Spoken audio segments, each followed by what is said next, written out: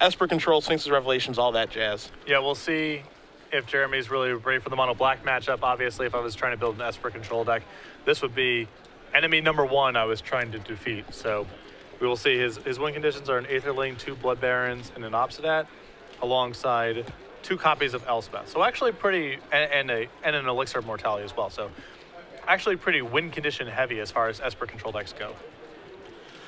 All right, everybody. We do appreciate you guys joining us. We are about to be underway here in Columbus, Ohio. Brad Nelson going to start off with a Swamp. Jeremy, predictably, with a tap land. It will be a Temple of Deceit. He'll take a look at the top card of his deck, decides where he wants to put it.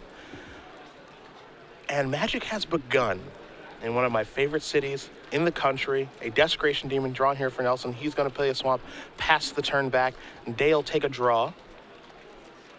And Day is obviously your control deck in this matchup. Nelson, you know, the mono black deck can play control in certain matchups, but you have to be the aggressor here. You have to pick a role. And Jeremy's deck obviously is going to play control better than Nelson's will. Nelson's going to try to land an Underworld Connections right away. And he does land that. So now it's kind of detention sphere time for Jeremy if he has one. And this is one of the ways that Mono Black Devotion can actually play control in the matchup, is by outcarding them with Underworld Connections and potentially Erebus.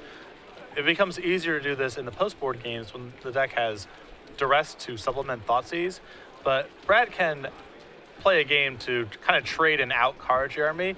He has to be concerned, of course, with the threat of a large Revelations going off, but Brad firmly in the driver's seat and can actually play both roles at this point. So Nelson is going to play a Swamp. Looks like he's going to get a Desecration Demon out there, feeling that he doesn't need to start drawing cards just yet. Once you get the 6/6 on the table, make it so that Day has to find an answer to this, because now he can come from 2 angles, the card advantage angle and the damage angle with the Demon. Yeah, and Brad doesn't want to sit on his hands all day long, again, because of Revelations. All right, so just a Watery Grave tap and passing the turn back. So we'll see if Day does have a removal spell or not. Nelson draws his card, going to start by serving with the 6/6. Make sure that he does announce the trigger, even though Day doesn't have any cards in hand, and come across here. So maybe an Azorius Charm?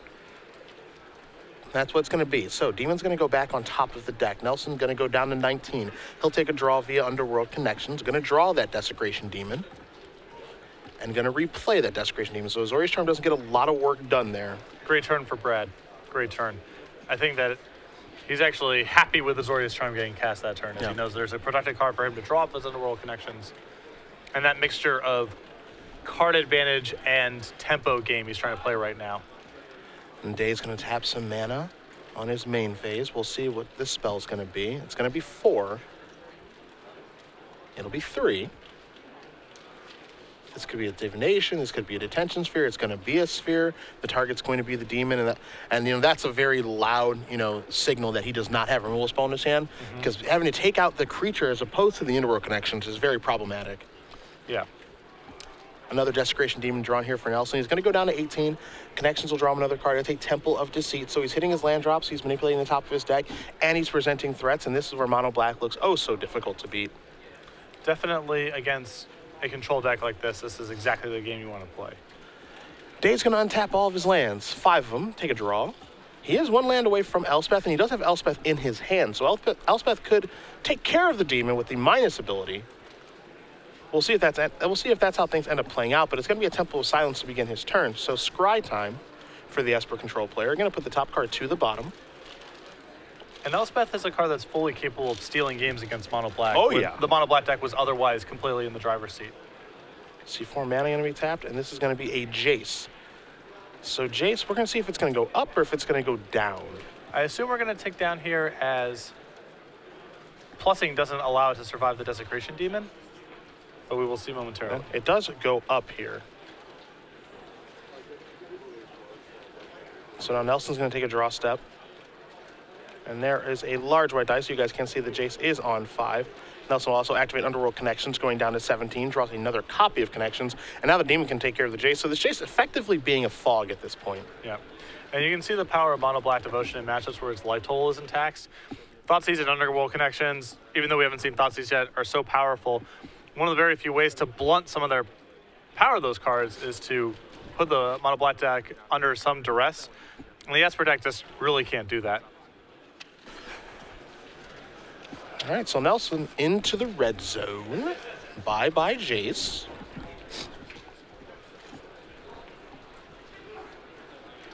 Brad's also doing a very good job of building up his permanent count here. And you can see he's trying to set this up where he's advancing his board and also eventually setting up a large gray merchant as well. And that's part of the reason that I actually like the mono black version as opposed to the black white one that we saw DeCandio make the finals with last weekend. Obviously, Blood Baron's a fantastic card and it's a great card in the mirror, but the effect that Gray Merchant has on games, the ability to fireball you out, the ability to gain life immediately, it's almost irreplaceable. Yeah, it is definitely a unique effect, and it's something that you lose access to when you move away from mono black and move into white. It's not great in every matchup, and it's not great in every board state, but it definitely gives the deck a unique angle of attack that you can't really replicate any other way. Nelson going to play another Underworld Connection, draws a card, and then plays a pack rat. So if Day does have a Supreme Verdict, now would be a good time. But again, the creatures are one thing, but the Underworld Connections are another, and that's almost the bigger problem right now. Yeah, it's impossible for Jeremy to win this game by just removal spells or with sweepers at this point because Brad hasn't beat on too many angles. He has to play some card of his own that either draws a ton of cards like Sphinx's Revelation or is worth numerous cards like Elspeth. But the point where we could be heroes downfalling and keeping our head above water that way, that ship has sailed. A card that would be kind of great right now, and a card I always wish Esper could play, which it unfortunately can't, as you see Jace come in here, that's going to tick on up, is a card like Planar Cleansing, which would be pretty good right now. Yes, it would kill his own Attention Sphere, give the Desecration Demon back, but it would take care of a lot of problems. But unfortunately for Esper, because Detention Sphere is so important, they can't play Planar Cleansing in the deck. You see an Underworld Connections here from Nelson drawing a pack rat going down to 15. We'll see if he wants to use the other one yet or not. But that Jace, again, just playing the role of Fog at this point, and it's going to end up probably biting the dust again from Desecration Demon.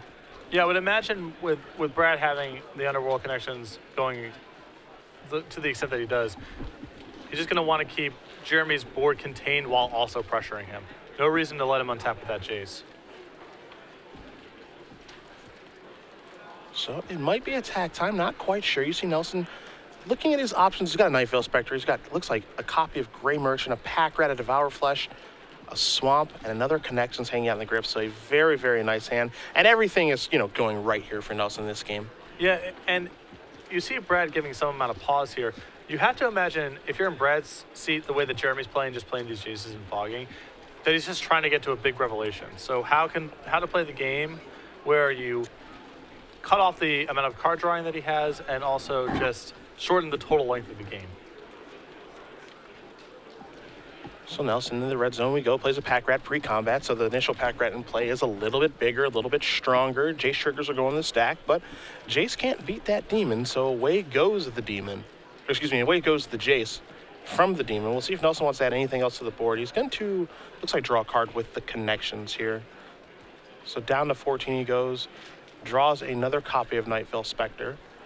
We'll see if he wants to add anything else to the board or maybe just add a third copy of Underworld Connections. The problem with adding a third Connections is he could really open himself up to a really good Detention Sphere. Yeah, Detention Sphere plus Supreme Bird has to be on his radar a little bit here, so better safe than sound. Also, he can just make another rat, which also advances his board, so.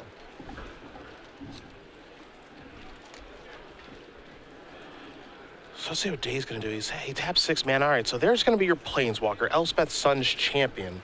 We saw this come off the top of the deck last weekend for DeCandio and steal him a game in the Orzhov Mirror. Not sure if Elspeth's going to be able to do it this go-around. Going to only make 3 tokens to get in front of pack rats.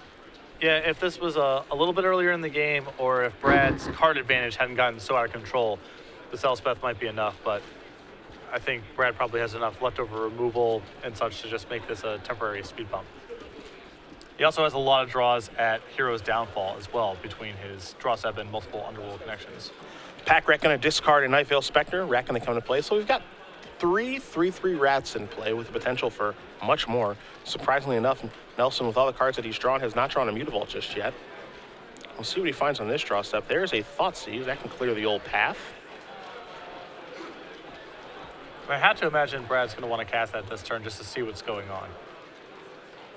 That's what's going to happen.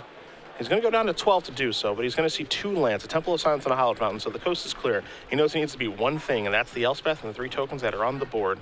And by the looks of things, he's got the tools to do so. Yeah. It's just, it's just Revelations off the top is now the thing he has to be most worried Absolutely. about. So trying to close this game out in a reasonable time frame. Nelson going to activate Underworld Connections, go down to 11. Let's see what he finds off of this draw. It's a Gray Merchant. Fireballs for 2, 4, 5, 6, 7, 8, 9.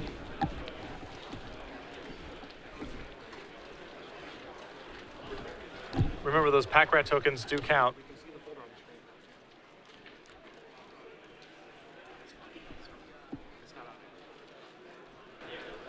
So we're seeing an attack here from Brad and some chump blocking going on from the Elspeth tokens.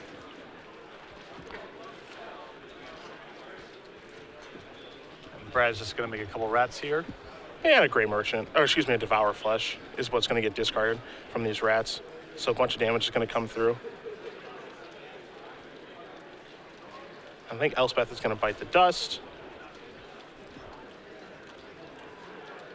As will those soldier tokens. And Ambassador back today, where, as you mentioned, you know, if he draws a Sphinx of Revelation is one of the things you need to fade. But at this point, I don't even think Revelation gets the job done. It has to be Wrath first, then Revelations, then we can start talking. Yeah. Not sure what the top card was there. I believe that was an Aetherling. Okay. Well, as good as that card is, it's not good enough in this particular situation if that's what he just drew. It's worth approximately 1 rat. Yeah. So yeah, this is 6 mana. And this looks like it might be Esper's Premier Finisher, but it is going to fall underneath an avalanche of rat tokens, as Nelson immediately says, that's fine. He's aware, again, Jeremy's hand, just the 2 lands, so... Going to play Hallowed Fountain untapped. Again, not something Nelson really cares about. His day is going to go down to 18. Nelson going to quickly untap. He'll take a draw step here, potentially more with those Underworld connections, but he does have Gray Merchants, 6, 7, 8. He has 8 lands in play right now, so he can't double Gray Merchant, but he can play 1 pre-combat, which will be a big-time fireball for 2, 4, 6, 7, 8, 9, 10. It's like 13. It's 2, a lot. 4, 6, 8, 9, 10, 11, 12. Yeah, 13. Puts day at 5 and attack here for lethal. Demon Trigger goes in the stack. If you like to sacrifice your Aetherling, you still die. And Brad says, you are dead, my friend. So he extends the hand, and we're moving on to game number 2 here between Day and Nelson, as Brad Nelson does win game number 1 with Mono Black Devotion. Yeah, and that was the basic game plan for Mono Black in the matchup. Besides not having a turn 1 Thoughtseize, Brad basically had all the tools that he wanted. He was able to stick an Underworld Connections early in the game and use that to never run out of cards and also find a ton of pressure. Was easily able to contain Jeremy's removal spells in Elspeth. Yeah, I mean, everything really went right that game for Nelson. Gets Underworld Connections online quickly, does not lose it via Detention Sphere, and just kind of, draws his cards, gets a board set up, and honestly closes all the windows that Day can, kind of open up to get back into the game slowly but surely, to the point where none of the draws off of Day's deck were going to be good, and that's pretty much it. Yeah, it's just fighting over Revelations. Once you have the card advantage engines going, it's just... Can you stop them from revelating for a lot? That's the only way they can match you pound for pound. And obviously he was able. So we'll take a look at Day's sideboard, which you do have in front of you, see what he can do to turn things around. His sideboard is a lot of 1-ofs and 2-ofs. You see, this is very common of Esper lists as they're trying to shave out their inefficient tools and bring in some better pinpoint answers. He has 2 Thoughtseizes and 2 Doomblades to go along with a Jace Memory Depth, a Syncopate, a Negate, a Hero's Downfall, a Gainsay, a Dissolve, a Devour Flesh, a Detention Sphere, a Blind Obedience, a Blood Baron, and a Pithing Needle. I expect Pithing Needle, Blood Baron, and the counter spells to come in. Okay. That's where I would go. Counters are pretty good against Mono Black. They play a lot on their main phase, not a lot of instants in the deck, and as long as you can keep them from getting to Underworld Connections or Erebus, you can trade 1 for 1 pretty happily. You just want to buy yourself time to get to a card like Elspeth or Sphinx's Revelation. Taking Nelson's sideboard over here, got 3 copies of Lifebane Zombie, 2 Doomblade, 2 Pharika's Cure, 2 copies of Erebos. We've seen Turtenwald with his 3 copies, but Nelson only has 2. He's got 3 Duresses and 3 copies of Dark Betrayal, obviously leaning towards the Mono Black Mirror. You're going to find Erebos coming in here.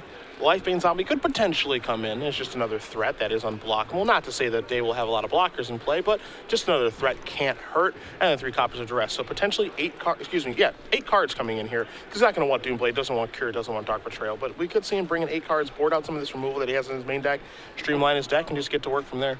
Yeah, the Mono Black deck, another big edge that this deck has is a really efficient, lean, powerful sideboard. I mean, we've seen Turtenwald and lists similar to this in the post-board games, and there's no fat here. Everything is high impact and very good. Yeah. I predict Nelson will just board out those removal spells in 3 Devour Flesh, 2 Freakish Cure, and Ultimate Price. Maybe trim down on the hero's downfalls, chop 2 of those, and you can board those 8 cards in and get to work. Yeah, I don't know how many heroes downfalls you want. I think the answer is greater than 0 because you're fighting over planeswalkers, but you can easily draw too much removal. And the mono black deck doesn't have all the time in the world because the threat of Elspeth and Revelations is so big. So you want some amount of that kind of stuff, but not the full 4, I would suspect. Well, we'll see how Nelson does sideboards. He's already shuffling up here. Looks like he's ready to go. Day finishing shuffling as well. If you guys are just joining us, Cedric Phillips, Patrick Sullivan, StarCityGames.com Open Series here in Columbus, Ohio. We're in round 1 of 10 here in Standard. Don't forget, tomorrow we do have a Legacy tournament for you guys, but we'll be on Twitter all weekend long as we do go over new spoilers from Born of the Gods. We do talk about the players who are in attendance, take a look at our leaderboard and all the other fun things that come along with that at SCG Live, hashtag SCGCOL for your tweets all weekend long. Patrick and I will have access to social media, so do join in on the conversation as we make our way through this 10-round tournament. Look to crown a champion tomorrow morning, where we'll also be giving away premium. Do the same thing tomorrow before we head back to the West Coast, which, after being outside yesterday, is the best coast. I wouldn't mind. I'm also curious about Devour Flesh in this matchup. It's very easy, I think, to say, well, I cut all of these because, well, it's Devour Flesh against an Esper control deck. The only thing you really saw is Elspeth and Aetherling. Yeah. Devour Flesh, not very good against those. But do you leave yourself completely exposed to Blood Baron? Prefer not to. Do you leave 1 or 2 copies in your deck? Probably you don't want 3+. But do you leave 1 or 2 in your deck so you do have an answer to Blood Baron if that comes up? And I think, nowadays with Esper, even though Nelson didn't see Blood Baron in Game 1, it's probably safe to assume they've got some amount of copies throughout their 75, and you might as well hedge. There is a chance that it ends up being a dead draw, and that can be frustrating, but, there's also the chance that they just cast the Blood Baron and you die, which is basically unacceptable when you have access to a card that makes that not be the case. Yeah, and the fact that you have Pack Rat in your deck gives you a bit of a hedge against having dead cards.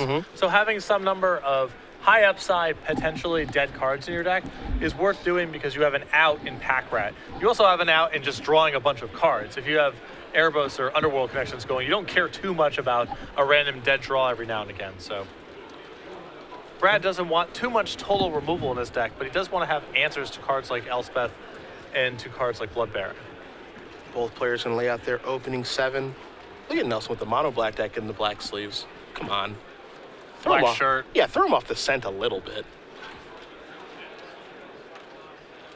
Might as well just have a Pack Rat token just out there for everybody to see. It's coming. It probably is. Day, he's going to have the option to play first here. You see him taking a look at his opening hand. Not sure if he wants to keep it. Looks like he will, and we're going to be underway here with a Temple of Silence from the Esper player. Top card goes to the bottom. Nelson going to take a draw. Pack Rat off the top. Again, not as great in this matchup. Perfectly fine, but not the end-all be-all that we do see sometimes here with Mono Black Devotion. Yeah, you can get certain draws, more so in the post-board games, where an early Duress or Thoughtseize allows you to take their lone Supreme Verdict or their lone Detention Sphere, and then Pack Rat can run them out of the gym. Yes. But that's definitely the exception rather than the rule. Pack Rat's still an awesome individual threat, and you can play the game to make that thing powerful, but it's not, against Mono Blue, for example, you're very much just make a rat, make a rat, make a rat, make a rat. Yeah. Esper's one of the matches where that's much riskier to do because they have a couple good answers. So Nelson gonna finish scrying here. Day's gonna draw his card. Let's see what the Esper control player has. Probably looks like a tap land. It will be a Temple of Deceit. Oh, excuse me, a Watery Grave. My apologies. This is gonna be a swamp, and there is Pack Rat. So gonna put Jeremy to the test right away. Seems like a pretty good hand for Nelson, and you see he does have a Devour Flesh in his hand, so he doesn't leave himself with 0 outs to Blood Baron. Azorius Guildgate's going to come into play for Day. Pass the turn back to Nelson. Nelson draws an Underworld connection, so his hand is only getting better with every draw step. But as you mentioned, pretty much every spell that you draw in this matchup, ignoring Devour Flesh, but in certain situations that one's okay too. Every draw is going to be a good one. Yeah, it's hard. Mana is valuable for Brad, and everything's either a good threat, a discard spell, or a source of card advantage. You see Connection's going to get cast there on the swamp and pass the turn back here. So now Day, same problem as the first game, where he was being attacked on the life total front, slowly but surely via Pack Rat, but also Underworld Connections has shown up. So he's got to take care of one of these things. As there's the Plains, this is 4th land drop. Let's see what he wants to suit up here. It's going to be a Jace, Architect of Thought. That's going to take up to 5. And it looks like a Jace is finally going to make it through a turn here for Day. Barring Hero's Downfalls, Nelson does draw a card. It's a Swamp. Planeswalkers are not a bad tool for attacking mono black. Yes, they have some attackers, and yes, they have Hero's Downfall, but they are susceptible to a bunch of Planeswalkers building up in play. See, Nelson has a Swamp tapped, considering casting a Thought Seize at this moment. He's got a lot of options in his hand. He's got 2 copies of Desecration Demon. He can draw a card with Underworld Connection to get some more information, but he wants to start off with getting information in this way. You're going to see a hand here of Blood Baron of Vescopa, Supreme Verdict, Elspeth, and 2 lands, Temple of Silence, and a Watery Grave. And a pretty loaded grip there. It means that Brad needs to put Jeremy under some amount of pressure because Elspeth's there, but it's hard for him to put on a lot of pressure because of the Supreme Verdict.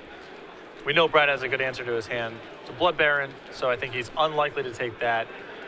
He can either try to race Elspeth and take Supreme Verdict, or he can play the attrition game and take Elspeth. But again, because of the Devour Flesh, I assume Blood Baron's going to be safe here. Yeah, I think the decisions, as you mentioned, are between the Elspeth and the Verdict, and he feels like he can beat the Verdict, via connections and everything else. Small clock, or just, put a Desecration Demon out there, forces the Verdict, and that problem's away. So Elspeth is going to go to the graveyard. Nelson records the contents of the hand. He's going to attack with a Pack Rat, trigger the Jace, and Nelson just going to pass the turn back. So Pack Rat gets nothing done. Dale untap with an active Jace, draws another copy of Jace, and we'll see how he wants to use the Planeswalker that he currently does have in play. Yeah, I suspect Brad is just hoping here that Jeremy is willing to try to land his Blood Baron, which would allow Brad the turn of Devour Flesh You and use Underworld Connections. Be a pretty good turn. Be a great use of resources for Brad, so.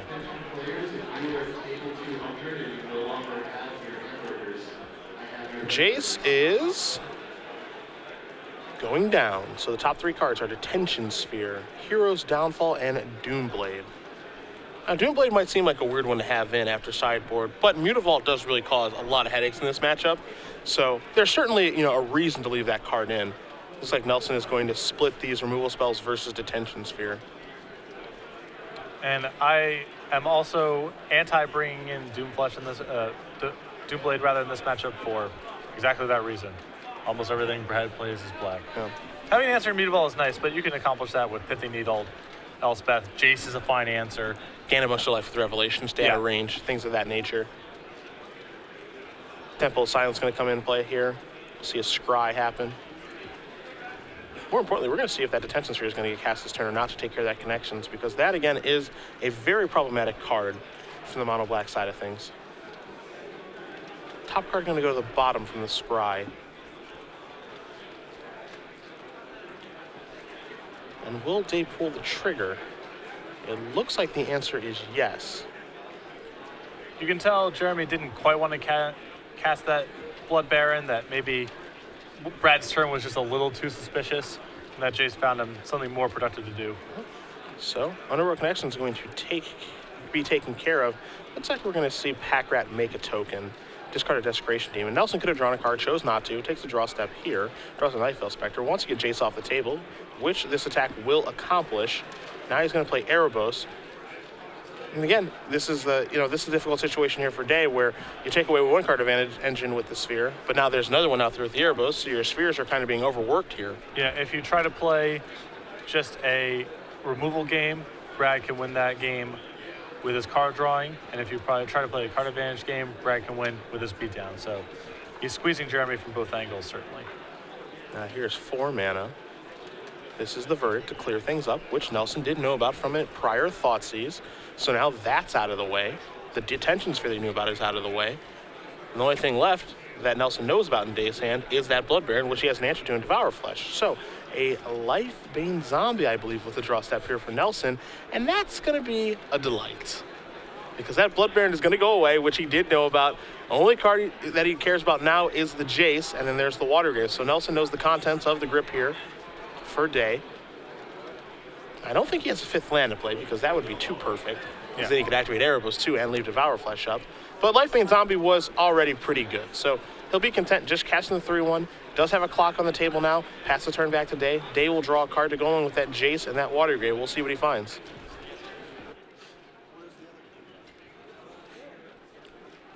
4 mana and another Jace. So Planeswalker going to tick on up. See if he wants to cast that water, or excuse me, play that Watery Grave. And Jeremy's yet to find a Revelations in another one of these games, even though they've gone pretty deep. He plays 3 copies in his list. We've seen that from time to time. It is possible to get glutted on Revelations, but clearly you would, in this matchup at least, you'd probably rather have a little bit too many than a little too few. Detention Sphere at the top is going to take care of Erebos. You see an Underworld Connection drawn here for Nelson. So again, the same squeeze. In comes the Lifebane Zombie. Trigger the Jace. Should move down to 3, which it does. Nelson going to play... We'll see, actually. He's got some decisions to make. He's going to play the Demon because Day doesn't have any cards in his hand. So the Jace is going to have to work overtime, or a top deck Verdict's going to have to come here in some fashion to get him out of this situation. And Brad's playing this game pretty aggressively, which I like. A lot of mono black players just sit on their hands and drawing cards. You saw, Brad picked up a copy of Underworld Connections that turn. I think a lot of players would just put Connections on their Swamp. Brad understands that he actually needs to put Jeremy under some amount of pressure here, so. So Tension Sphere is going to take down the Demon. Lifebane Zombie going to come across here, put Jace down to 2. Nelson going to play Connections. Going to get his Card Advantage engine online while still having the ability to cast Devour Flesh if he needs to. And now we've hit the stage of the game where Revelations for Jeremy could swing this game around. Yeah, this is the stage that he wants to be in. Yes. In the first game that we watched, there was no way that if he drew Revelation, it would really have an impact on the game. But now, we're in the enviable position of, if he does draw Revelation, Brad's in some actual trouble here. Yes. So there's a Verdict, going to clear away the Lifebane Zombie. Jace moves up to 3. Nelson draws a card from the Connections. Draws a Desecration Demon for his turn. But he's really got to get after that Jace now. Gonna draw a card. Swamp off the Connections goes down to 16, does Nelson. Scry the top card to the bottom via the Temple. It looks like.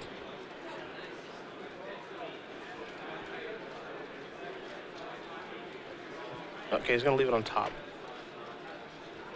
He's considering what he wants to do. Okay, so now he's gonna leave it on top.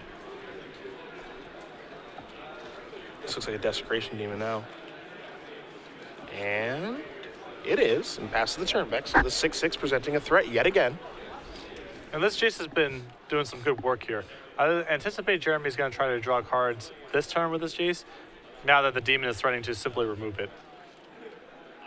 So down to 1 it will go. Now there is our first 6 Revelation of the matchup to be along with an Island and Supreme Verdict. Brad immediately separates those Revelation verses. And that's what Day is going to take. So Verdict and Island are going to go to the bottom, and he's finally found a way to draw some cards and gain some life and try to get out ahead in this game. Yeah, this is looking to be possibly Jeremy's first real good swing of the match. Nelson going to untap. He'll take a draw. It's a Mutavault, but oddly enough, Nelson, after sideboard, has access to 7 discard spells if he wants them. 4 Thoughtseize, 3 copies of Duress, and he's not found any of them yet outside of that early Thoughtseize, which hasn't really had much of an impact on the game. Lifebane Zombie the draw. Yeah, he's gotten to look at a ton of cards too. And no shortage. Demon gonna come after that Jace now. That Jace has already done so much. What is this? This is gonna be a Hero's Downfall. That's a dangerous play because if Nelson does draw a discard spell, that Revelation is gone. Yeah, that was very risky. Here's a Lifebane Zombie. Yep, there's the Rev. And so now here's a Nightveil Spectre and passing the turn back. And Brad's happy to overextend a little bit into a potential Supreme Verdict this turn for 2 reasons. One is he kind of just has to because, time is not on his side now because of this Revelation. And secondly, Jeremy's kind of committed to spending his entire turn revelating. So there's a window for him to advance his board some. If Jeremy draws Supreme Verdict, that's great, and if not, Brad's going to be happy to have as much pressure in play as possible. We also can't forget there was a Verdict that was just placed to the bottom of the deck. Doesn't mean that he can't draw one, but if you want, do the math, it's unlikely, especially after he's already cast one as well, that one could come rolling off the top. But I agree with you that he does have to play into it a little bit here, as Nelson's going to untap. He'll take a draw, see what he finds. It's a copy of Duress, finally, so he's going to lead off with this, which means that Day has to cast Revelation right now. And then Brad gets to probably take the best card that's left over after all this. So that Revelations was bad for Brad, certainly, but drawing a duress here this is a good spot. Now, we want to see a dissolve here. We are going to see a dissolve. So still does not fire off the Revelation. So if Nelson's able to draw a discard spell with his Underworld connections. And the other critical thing here is every turn Jeremy spends doing this is another turn delayed of Revelating. Yes. So Brad's able to advance his board, deal damage, tax his Planeswalkers, all that. Jeremy needs to swallow up one bad turn here to get this Revelations off, and then the game probably becomes much easier from there. But so duress does get countered. Scry resolves on dissolve. Now you see Nelson, former player of the year, invitational champion, trying to figure out what he wants to do on this turn. You see the Devour Flesh in the Swamp, hasn't drawn a card yet with Underworld connections, but it looks like he wants to. Also keep in mind that Brad has 2 black-blue dual lands in play. Mm-hmm. So there are counter spells he can actually flip over this Nightveil Spectre to lock out the Sphinx's Revelation in Jeremy's hand. If a negate or a dissolve or something like that flips over, this is potentially really bad for Jeremy.